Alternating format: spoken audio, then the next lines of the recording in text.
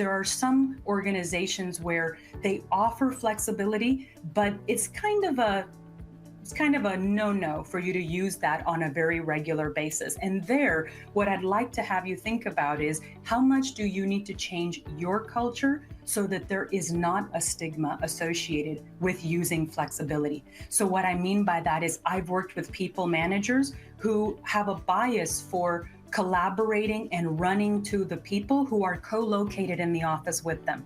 And they forget about remote employees. They pass up remote employees for promotions. They don't give the high stakes projects to remote employees. There's a real stigma around that. And you need to work on those things at your organization if it's truly going to be the freeing type of environment where you give employees control over their work-life balance. And this is really needed across all levels, right? Not just top down, but really at that people manager level.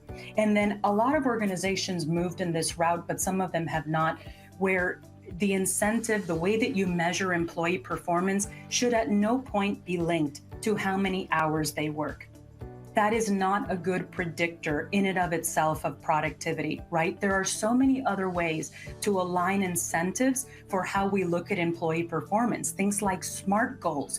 There are ways that we can incentivize productivity, performance, collaboration that does not come across as sort of an inauthentic clock in, clock out. Let's just assume that you're engaged the 40 hours that you're here.